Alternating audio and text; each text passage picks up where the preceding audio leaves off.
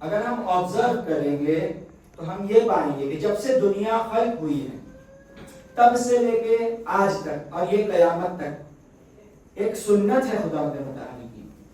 کیا ہے کہ ایک طرف حق رہے گا ایک طرف باطل. جب اگر ہم لوگ آبزرو کرتے ہیں تو ہم پائیں گے کہ حابیل اور قابیل ہے, ایک حق کی طرف ہے ایک باطل کی طرف. آگے بڑھتے ہیں, حضرت نوح علیہ السلام کا زمانہ آتا ہے. وہ لوگ جو کشتی پر سوار ہو گئے اور وہ لوگ جو ڈوب گئے, دو گروہ سے زیادہ گروہ نہیں ہیں. اسی طرح سے حضرت موسیٰ کے زمانے میں بنی اسرائیل ہے جسے حضرت موسیٰ نے نجات دلا دی. دوسری طرف فرعون کا گروہ ہے. اسی طرح سے رسول خدا صلی اللہ علیہ وآلہ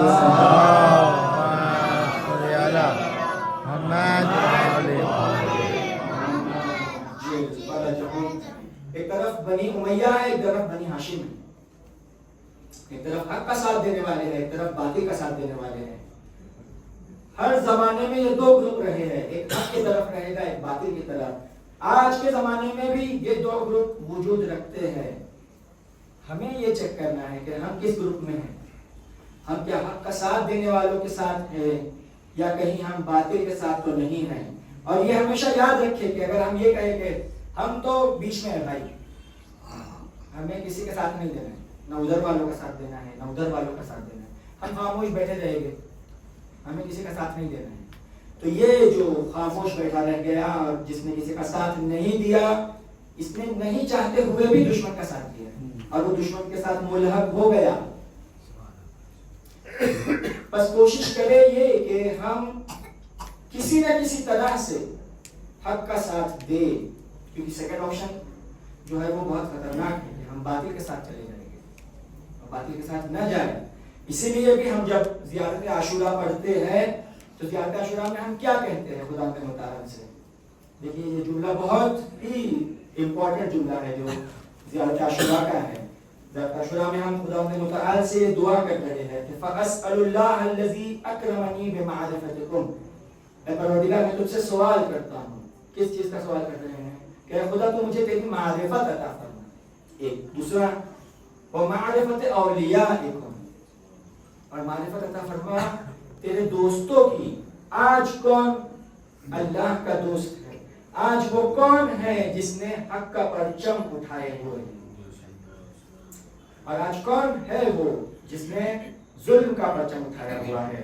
دیکھیے آگے کے جملے ہے کہ وَرَزَقَنِي الْبَرَاءَةَ مِنْ أَعْدَائِكُمْ, اور مجھے رزق اور روزی عطا فرما کہ میں دوری اختیار کروں کس سے, تیرے دشمنوں سے.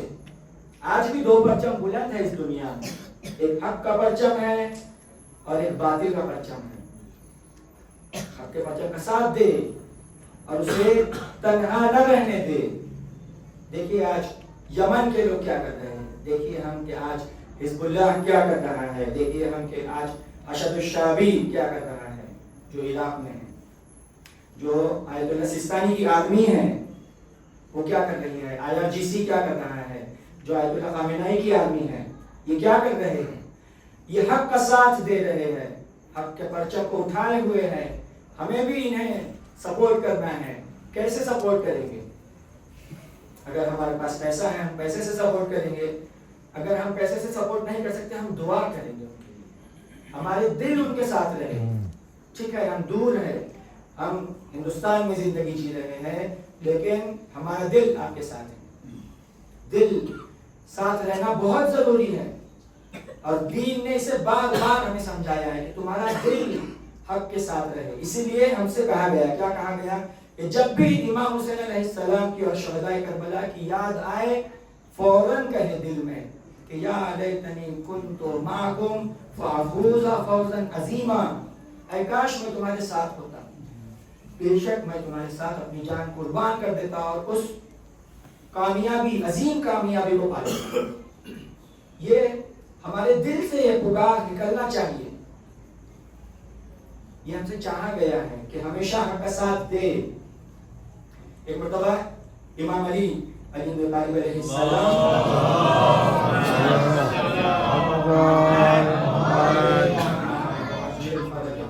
جنگ صفین سے پلٹ رہے ہیں, ایک صحابی امام علیہ السلام کا امام علیہ السلام سے کہتا ہے, کیا کہتا ہے, کہتا ہے کہ میرے بھائی کا دل بہت تھا کہ وہ آپ کے ساتھ جنگ میں شامل ہو، لیکن کچھ مشکلیں آئی جس کی وجہ سے وہ جنگ میں شامل نہیں ہو سکے۔ امام علیہ السلام کہتے ہیں کہ کیا اس کا واقعہ ہمارے ساتھ جنگ کرنے کا دل تھا؟ وہ کہتا ہے کہ جی مولا، بے شک اس کا دل آپ کے ساتھ آپ کے رکاب میں جنگ کرنے کا تھا۔ تو امام علیہ السلام کہتے ہیں کہ وہ ہمارے ساتھ تھا، وہ ہمارے ساتھ تھا اور اس نے وہ ثواب کما لیا، ہمارے ساتھ جنگ کرنے کے ثواب کو اس نے کما لیا۔ اور اس کے بعد میں بحار الانوار میں علامہ مجلسی اس واقعے کو نقل کرتے ہیں کہ ایک مرتبہ ایک شخص کربلا سے ریٹرن ہو رہا تھا اپنے گاؤں کی طرف، راستے میں اسے ایک شخص مل جاتا ہے، وہ اس کے ساتھ ہو جاتا ہے، کہتے ہیں ہم دونوں ساتھ میں ٹریول کرتے ہیں گاؤں کی طرف میں، دونوں گاؤں کی طرف بڑھنے لگتے ہیں اور دونوں میں باتیں ہونے لگتی ہیں، دونوں بات کرتے رہتے ہیں اور آگے بڑھتے رہتے ہیں، سفر کٹتا جا رہا ہے۔ تبھی بات ہوتے ہوتے یہاں تک پہنچتی ہے کہ اگر میں جنگ صفین میں ہوتا، یہ امام علیہ السلام کا چاہنے والا کہتا ہے کہ اگر میں جنگ صفین میں ہوتا تو میں امام علی کا ساتھ دیا ہوتا۔ وہ جو ساتھ میں اس کے ہم سفر ہو گیا تھا وہ بھی معاویہ کا چاہنے والا تھا۔ تو وہ کہتا ہے کہ اگر میں جنگ صفین میں ہوتا تو میں بھی، اتنی یہ بات بڑھ جاتی ہے کہ دونوں اپنے خنجر نکال لیتے ہیں اور ایک دوسرے پہ حملہ کرتے ہیں۔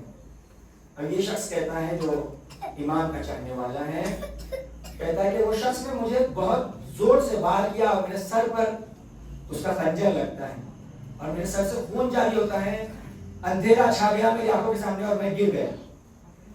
لیکن تھوڑی دیر بعد مجھے ہوش آتا ہے، میں دیکھتا ہوں کہ کسی ایک بزرگ شخصیت کے آغوش میں میرا سر ہے اور وہ مجھے سہلا رہے ہیں۔ مجھے بہت تعجب ہوتا ہے کہ یہ کون ہے؟ ابھی تو میں اس شخص کے ساتھ جنگ کر رہا تھا، ابھی میں کسی ایک بزرگ شخصیت کے آغوش میں میرا سر ہے اور یہ مجھے سہلا رہے ہیں۔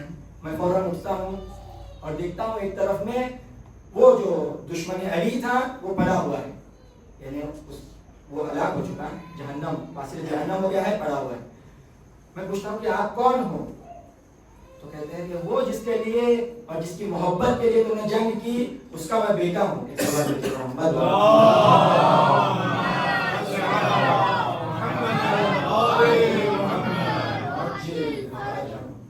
بس اپنے آپ کو کبھی تنہا نہ پائے مومنین، ہمیشہ امام ہمارا دھیان رکھتے ہیں۔ تو وہ کہتے ہیں کہ کیونکہ تمہارے دل میں محبت تھی امام علیہ السلام کی، اس لیے ہم نے تمہیں بچایا۔ اور پھر کہتے ہیں کہ میں تمہارے پورے بدن پر ہاتھ گھماؤں گا، جہاں جہاں تمہارے زخم ہیں سب ختم ہو جائیں گے، لیکن یہ جو سر پہ زخم ہے اسے میں جان بوجھ کر ختم نہیں ہونے دوں گا، یعنی ہاتھ گھماؤں گا صحیح ہو جائے گا لیکن ایک نشان باقی رہے گا۔ اور جب بھی کوئی پوچھے گا تم سے کہ یہ نشان کیسا ہے تو کہنا کہ میں امام علی علیہ السلام کے ساتھ جنگ صفین میں تھا اور جنگ صفین میں مجھے یہ گھاؤ لگا۔ بس مومن یاد رکھے کہ اگر وہ یہ نیت کرے کہ وہ کربلا میں ہوتا تو اسے وہ ثواب ضرور ملے گا، کربلا کے ساتھ، کربلا میں امام صلی اللہ علیہ وسلم کے ساتھ دینے کا۔ اور انسان کوشش کرے، پوری محنت کرے کہ وہ حق کا ساتھ دے، حق کے ساتھ ہو جائے اور گناہوں سے بچے، کہ جو گناہ کو انجام دیتا ہے، حرام انجام دیتا ہے، وہ کبھی ایمان کے ساتھ نہیں ہو سکتا ہے۔ ایک سوال دیجیے محمد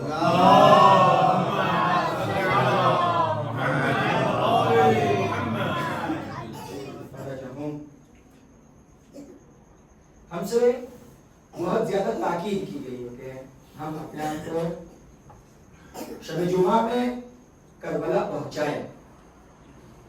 اگر ہم نہیں پہنچ سکتے ہیں شب جمعہ کربلا، ہم سے چاہا گیا ہے کم سے کم ہم ایک سلام ضرور کریں امام صلی اللہ علیہ وسلم۔ اگر ہم نہیں پہنچ سکتے ہیں اور اگر وہ سلام کرتے ہیں تو وہ وہی ثواب رکھتا ہے کہ ہم وہاں گئے، زمین کے سامنے کھڑے رہے، امام صلی اللہ علیہ وسلم کو وہاں پر حاضر و ناظر جانا اور انہیں سلام کیا اور ان کے ہاتھوں پہ بیعت کی اور امام سے وعدہ کیا کہ ہم حق کو مضبوط بنائیں گے، ہم حق کو مضبوط بنائیں گے، ہم ہمیشہ ظلم اور ظالم اور باطل کے اگینسٹ رہیں گے، ہم ہمیشہ واجبات کو انجام دیں گے, ہم ہمیشہ حرام سے بچیں گے. یہ ہم دراصل جب جاتے ہیں زیارت کے لیے تو ہم آپ سے بیعت کرنے کے لیے آئے ہیں. کہا گیا کہ جب زیارت کے لیے جائے تو اپنا ہاتھ زری کی طرف ڈلے تاکہ بیعت کر سکے. ہم بیعت کرے امام سے اس بات کی, نہ کہ صرف جائے اور زیارت کر لے اور چوم کے واپس آ جائے. نہیں, بیعت کرنا ہے, وعدہ کرنا ہے امام سے کہ ہم آپ کے ساتھ ہیں, ہر لمحہ آپ کے ساتھ ہے اور حق کو مضبوط بنائیں گے. ہم یہ ہم سے چاہا گیا ہے. اور حدیثوں میں ملتا ہے کہ انسان پوری کوشش کرے کہ وہ کربلا پہنچے. ٹھیک ہے, اگر کوئی مالی مشکلات کی وجہ سے نہیں پہنچ سکتا وہ ایک الگ مسئلہ ہے, لیکن اگر کسی کے پاس اتنی طاقت اور قوت ہے کہ وہ جا سکتا ہے کربلا یا کسی کو بھیج سکتا ہے تو وہ خود جائے اور دوسروں کو بھی بھیجے کربلا. یہ بہت امپورٹنٹ ہے. کہا گیا کہ جو کربلا جا سکتا ہے اور نہیں گیا اس نے نقصان اٹھایا. کامل الزیارات ایک بہت مشہور کتاب ہے. کہا جاتا ہے کہ اس میں جتنی بھی حدیثیں ہیں وہ سب موثق اور اس کے راوی بھی سارے موثق. یعنی الگ الگ مذہب ہے, اس میں الگ الگ تھنکنگز ہیں. اس میں سے کچھ بڑے مجتہدین کہتے ہیں کہ سارے راوی بھی موثق ہے اور سارے حدیثیں بھی موثق. اس میں ایک قصہ نقل ہے کہ ایک شخص تھا, اس کا نام تھا سلیمان. یہ چاہتا ہے کہ یہ کربلا کی زیارت کے لیے جائے. تو یہ جب کربلا کی زیارت کے لیے نکلنے والا ہوتا ہے تو اس کا ایک پڑوسی رہتا ہے. تو یہ کہتا ہے کہ آپ تم کہاں جا رہے ہو؟ تو یہ کہتا ہے کہ میں امام حسین علیہ السلام کی زیارت کے لیے جا رہا ہوں. وہ جو پڑوسی رہتا ہے وہ کہتا ہے کہ زیارت کیا ہوتا ہے؟ زیارت بدعت ہے, جو بھی بدعت کرے وہ جہنم میں آگ. تو یہ کہتے ہیں کہ یہ دلی میں سوچتے ہیں بڑا عجیب ہے, شخص اس طرح کا عقیدہ رکھتا ہے, مجھے نہیں پتا تھا. بولتا ٹھیک ہے, لکم دینکم ولی دین, تو تیرے دین پر میں میرے دین پر. آتے ہیں, آمادہ ہوتے ہیں, چاہتے ہیں کربلا. جمعہ ہوتا ہے, جمعے کے دوسرے دن دیکھتے ہیں کہ وہی شخص جو کہہ رہا تھا کہ زیارت پہ جانا بدعت ہے وہ کربلا میں ہے. بڑے پریشان ہوتے ہیں, جاتے اس سے ملاقات کرتے ہیں, اس سے کہتے ہیں کہ آپ کربلا کیسے پہنچ گئے؟ تم تو کہہ رہے تھے کہ زیارت پہ جانا بدعت ہے, تم خود کربلا آ گئے. وہ کہتا ہے کہ میرا دل نہ دکھا, مجھ سے یہ سوال نہ پوچھو. کیوں, کیا ہوا؟ کہتا ہے کہ کل شب جمعہ تھا, میں نے خواب دیکھا. خواب میں کیا دیکھا؟ خواب میں دیکھتا ہے کہ میں یعنی کربلا ہے, کربلا میں سب لوگ زیارت کے لیے آ رہے ہیں اور ایک رقعہ یعنی پیمفلیٹ ہے اور چٹھیاں ہیں جو اڑائی جا رہی ہیں. اس رقعے پر اس طرح سے لکھا ہوا ہے کہ براءۃ من النار لزوار الحسین فی لیلۃ الجمعہ. جہنم کی آگ اس کے لیے حرام ہے جو امام حسین علیہ السلام کی زیارت کرے شب جمعہ. وہ کہتا ہے کہ میں بھی چاہتا تھا کہ یہ پیمفلیٹ اور یہ چٹھی جو اڑ رہی تھی ہوا میں بہت سارے, اسے ایک میں بھی لے لوں اور اپنے پاس رکھ لوں تاکہ میں بھی جہنم سے بچ جاؤں. تو تبھی وہ دیکھتا ہے کہ ایک ہاتھ آتا ہے اور اس کے سینے پہ یہ اسے پش کرتا ہے اور آواز آتی ہے کہ تم تو زیارت کے منکر تھے, تم کیوں چاہتے ہو کہ یہ روکا لو, تمہیں یہ روکا نہیں ملے گا. وہ بیدار ہو جاتا ہے, اپنے خواب سے بیدار ہوتا ہے اور عہد کرتا ہے کہ اب میں کربلا جاؤں گا اور کربلا میں ہی رہوں گا, امام حسین علیہ السلام کے قدموں میں اپنی زندگی گزار دوں گا. بس مومنوں یاد رکھیں کہ زیارت کربلا کا بہت امپورٹنس ہے, اسے بہت اہمیت دی گئی ہے اور اپنی زندگی میں ہمیشہ کوشش کرے کہ زیارت کربلا کے لیے جائے اور دوسروں کو بھی بھیجے. انشاءاللہ خدا ہم سب کو اس دنیا میں زیارت کربلا حضرت امام حسین علیہ السلام نصیب فرمائے اور آخرت میں بھی ان بزرگواران کی شفاعت ہمارے شامل حال پر صلوات محمد. ہم بھی شب جمعہ کربلا پہنچے اور جب ہم لوگ کربلا پہنچے تو ہم لوگ گئے زیارت کے لیے اور مجھ سے میرے کاروان والوں نے ریکویسٹ کی کہ تم بھی مصائب پڑھو. آج عباس کہتے ہیں کہ میں نے بھی مصائب پڑھے, میں نے مصائب جناب علیہ السلام کے مصائب. جب میں نے جناب اکبر علیہ السلام کے مصائب پڑھے سب نے بہت گریہ کیا. میں اپنے مسافر خانے آتا ہوں اور سو جاتا ہوں خواب, اور خواب میں دیکھتا ہوں کہ امام حسین علیہ السلام آئے ہیں. آ کر امام حسین علیہ السلام فرماتے ہیں کہ اے حاج عباس تم کربلا آتے ہو, مجھے بہت خوشی ہوتی ہے, لیکن اے حاج عباس شب جمعہ جناب اکبر کے مصائب نہ پڑھا کرو. کیوں پوچھتے کہ مجھ سے کچھ غلطی ہو گئی, میں نے کچھ غلط پڑھ دیا. کہتے ہیں نا بس تم نے سب صحیح پڑھا, لیکن ہاں بتارو کہ جناب اکبر کے مصائب بی بی زہرا سے سہن نہیں ہوتے ہیں. تم نے مصائب پڑھے, بی بی زہرا روتے روتے غش کر گئے, ابھی تک ان کی حالت دیر ہے. حاج عباس وہ مصائب بہت عظیم تھے جو مجھ پر گزر گئے. جب میرا بیٹا آیا مجھ سے اجازت لی, اور جب میدان کی طرف آگے بڑھا میں نے دیکھا کہ میرا بیٹا جا رہا ہے. میں بھی اپنے بیٹے کی طرف بڑھنے لگا. بس میرا بیٹا رکتا ہے اور پوچھتا ہے کہ بابا تم کیوں میرے پیچھے پیچھے آ رہے ہو. امام حسین نے کہا کہ اے علی اکبر, کیونکہ تم صاحب اولاد نہیں ہو, تم اولاد کا غم نہیں سمجھ سکتے, لیکن آزادارو جناب اکبر جاتے ہیں میدان میں وہ جنگ کی, اور جب ایک مرتبہ دیکھتے ہیں ایک شخص آتا ہے جناب اکبر کے سر پر شمشیر چلاتا ہے. آزادارو سر سے خون کا فوارہ جاری ہوا, یہ خون گھوڑے کی آنکھ میں چلا گیا اور گھوڑا غلطی سے مرغے آدم میں چلا جاتا ہے. سارے دشمن امام جناب اکبر کو گھیر لیتے ہیں, اور وہ بغض جو امام علی علیہ السلام کے لیے تھا وہ سارا جناب اکبر پر خالی کر دیا. فقطعوه بسيوفهم الغدر. امام حسین علیہ السلام حاج عباس سے کہتے ہیں حاج عباس میرے لیے اتنا سخت تھا کہ میں علی اکبر کے پاس پہنچا, اور میں نے جب دیکھا کہ علی اکبر کے بدن کے ٹکڑے ٹکڑے کر دیے. آزادارو جناب سکینہ کہتے ہیں کہ جیسے ہی امام حسین نے جناب اکبر کی آواز سنی کہ بابا میری مدد کو پہنچو, تو امام حسین کو ایسا لگ رہا تھا جیسے ان کی روح پرواز کر گئی ہے. آزادارو آواز دیتے جا رہے تھے ولدی علی, ولدی علی, اے میرے بیٹا علی اکبر کہاں ہو, مجھے کچھ دکھائی نہیں دیتا. آزادارو آتے ہیں امام حسین اور علی اکبر کے لاشے پر, چاہتے ہیں علی اکبر سے بات کرے, لیکن دیکھتے ہیں کہ علی اکبر اس دنیا سے جا چکے ہیں. وَوَضَعَ خَدَّهُ عَلَىٰ خَدِّهِ, اپنے چہرے کو علی اکبر کے چہرے پر رکھ دیا. آزادارو رفع بُكَاءً شَدِيدًا, اور بہت شدید گریہ کرنے لگے. آزادارو ایک آواز آئی, اے بنی ہاشم کے بچوں, بابا سے اس ضعیفی میں بچے کا جنازہ نہیں ہوتا.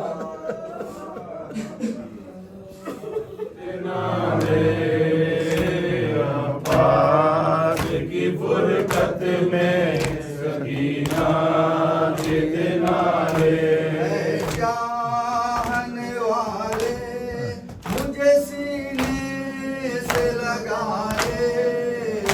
غربت میں بھتیجی کو کیا کس کے حوالے. عباس کی فرقت میں سکینہ کتنا لے. وہ مشکی ذلیے تم تو سدھارے لب دریا, گیوار میں بے چین کچے ماں کا پیاس. زندگی میں کریٹ کرتا ہے, الگ الگ طرح سے وہ چاہتا ہے کہ ہم اپنے زمانے کے امام سے دور ہو جائیں, لیکن انسان کو اس دوسرے پلیئر کی طرح بننا ہے. یعنی ہم سب کو اس دنیا کی حقیقت بتا رہے, اور امام علی علیہ السلام اس لیٹر میں اسی حقیقت کو ہمیں بتا رہے ہیں کہ جان لو یہ دنیا کیسی ہے. دنیا اتنی آسانی سے نہیں گزرنے والی. اس دنیا میں مشکلیں ہیں, مصیبتیں ہیں, پرابلمز ہے, امتحانات ہے. اسی طرح سے جیسے اس سے پہلے کی مجلس میں بھی ہم نے بیان فرمایا تھا کہ جب کوئی اس دنیا سے گزر جاتا ہے تب ہم سورہ ملک کی تلاوت کرتے ہیں, جبکہ وہ ہمارے لیے. اللہ نے اور اہل بیت نے بھی اسے ایک بہانہ بنایا ہے کہ جب کوئی گزر جائے تو تم یہ پڑھے اور خود اس پر تفکر کرے، سوچے کہ وہ پروردگار کون ہے. الذی خلق الموت والحیات لیبلوکم ایکم احسن عملا. وہ پروردگار وہ ہے جس نے موت اور حیات کو خلق کیا. کیوں خلق کیا؟ اس کا ریزن بھی خدا بتا رہا ہے. لیبلوکم، تاکہ ہم تمہیں آزمائیں، تاکہ ہم تمہارا امتحان لیں. اس دنیا میں مشکلیں ہیں، اس دنیا میں شیطان بھٹکائے گا، اس دنیا میں ہمارا نفس ہمیں برے کام کرنے کے لیے مجبور کرے گا، لیکن ہمیں اس کی باتوں کو نہیں سننا ہے. جہاد نفس کرنا ہے، نفس کے ساتھ جہاد کرنا ہے، شیطان کو ہرانا ہے. ایک کمپٹیشن